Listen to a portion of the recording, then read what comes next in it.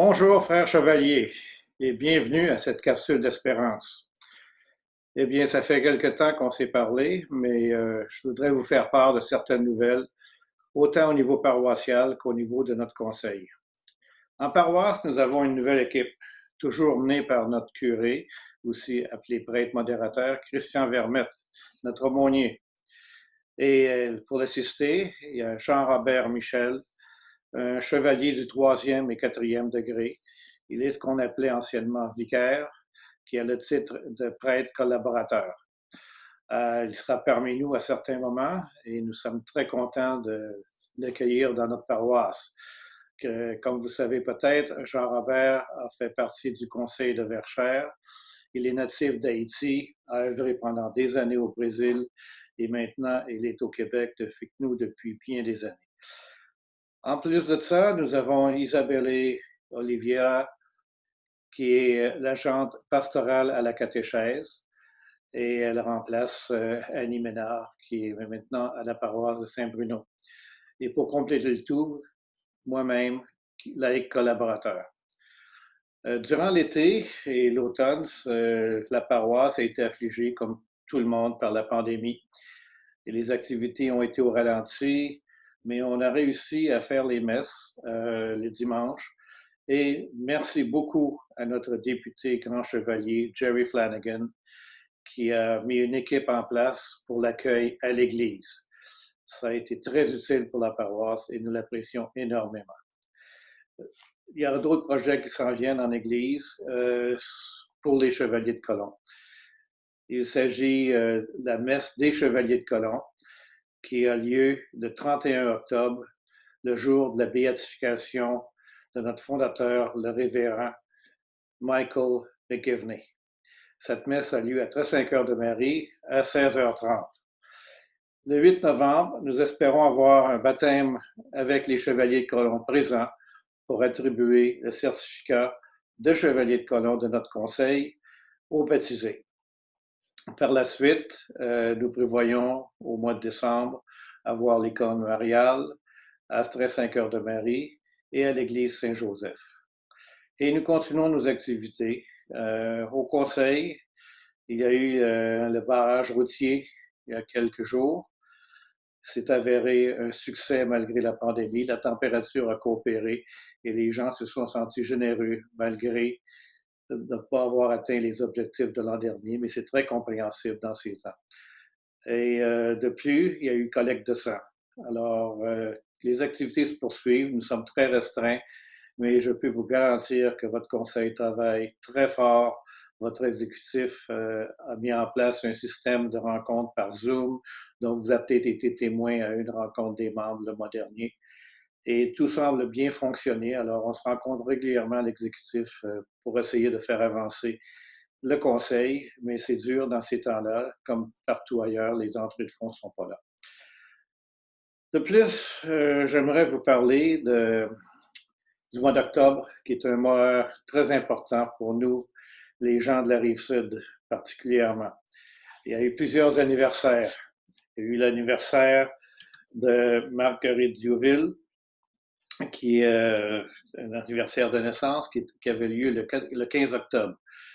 Marguerite Diouville vient de Verchères et elle a eu un rêve d'espérance toute sa vie, d'aider les plus défavorisés qu'elle-même, elle-même qui l'a été au début de sa vie, mais qui a été soutenue par son grand-père et a réussi à former une communauté qu'on appelle les Sœurs Grises. Et elle est la fondatrice de l'Hôpital général de Montréal, suivant les pas de Jeanne Mance quelques centaines d'années auparavant. Un autre anniversaire à se mémorer, c'est l'anniversaire du frère André Bessette, l'anniversaire de canonisation le 17 octobre 2010. Le frère Bessette, le frère André, comme il est communément connu, est le fondateur de l'Oratoire Saint-Joseph. Un autre homme d'espérance. Il a vécu l'espérance d'honorer Saint-Joseph. Et il l'a fait en construisant une petite chapelle sur le Mont-Royal, face au Collège Notre-Dame dont il était le portier.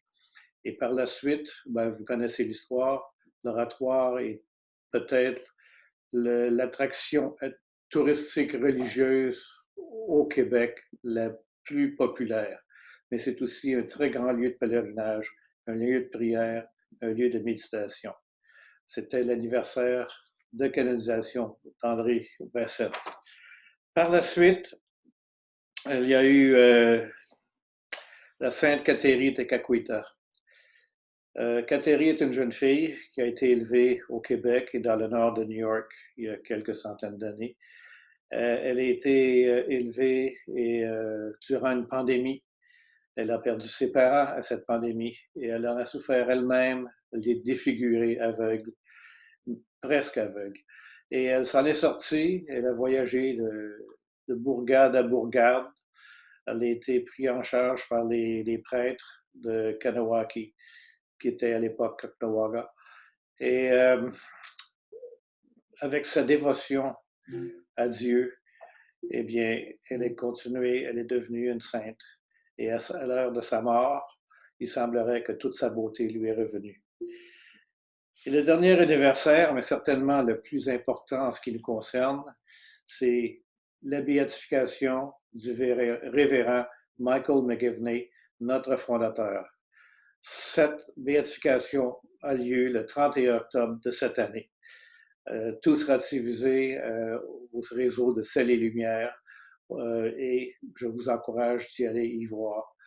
Et nous avons l'occasion d'avoir la messe après 5 heures de Marie pour les Chevaliers de Colomb pour honorer notre fondateur. C'est un grand événement pour nous et nous en sommes heureux. Et aussi un autre homme d'espoir, l'espoir d'accomplir tout ce qui a pu être fait. L'abbé McGivney est l'enfant d'un couple irlandais, des migrants irlandais. Et à cette époque, les Irlandais, les catholiques étaient persécutés aux États-Unis. Et c'est dans cet entourage, dans ce milieu ouvrier, que l'abbé McGivney a grandi. Il a poursuivi ses études par la suite au séminaire de Saint-Hyacinthe.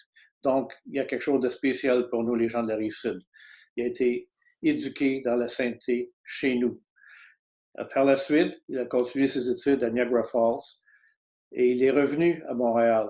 Il a poursuivi, complété ses études au Collège Sainte-Marie de Montréal. Alors, il y a un très bon rapport, il y a une communion entre lui et nous qui vivons ici. Il ne faut pas l'oublier. Et l'espoir du père McGivney, c'était de grouper des hommes pour devenir chevaliers, pour promouvoir l'aide à l'œuvre et l'orphelin. Et ça s'est accompli. Nous sommes plus de 1 700 000 de travers le monde qui sommes chevaliers. Alors, c'est dans l'espoir d'accomplir ces choses. Et c'est un message d'espoir que je voudrais vous apporter aujourd'hui. On entre dans le mois de novembre, un mois où les journées sont très courtes, et ça va s'accentuer encore pour un autre 2 mois. Il fait noir de bonne heure, c'est un peu déprimant, mais il ne faut pas regarder ce côté-là. Il faut regarder le côté positif des choses. Regardons la beauté de la nature, les feuilles qui changent de couleur, les animaux qu'on voit courir dehors pour se ravitailler pour l'hiver. Et nous faisons de même. Ravitaillons-nous émotionnellement et spirituellement. La prière, ça fait bien des choses et je vous encourage d'en faire beaucoup.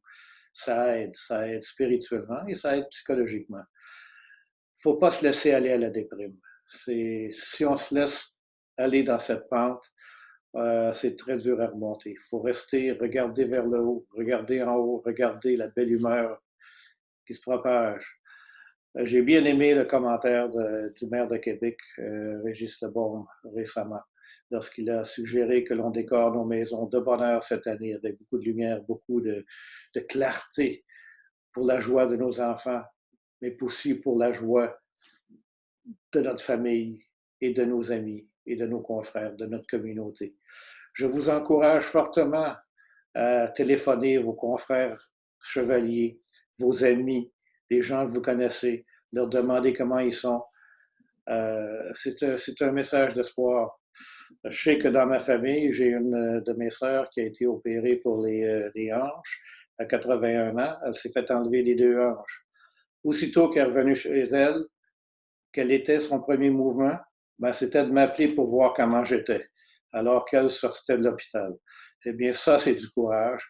Et ça, c'est un message d'espoir. Elle était de bonne humeur, tout allait bien. Et c'était beau de voir ça dans ces périodes où les gens sont portés à la dépression.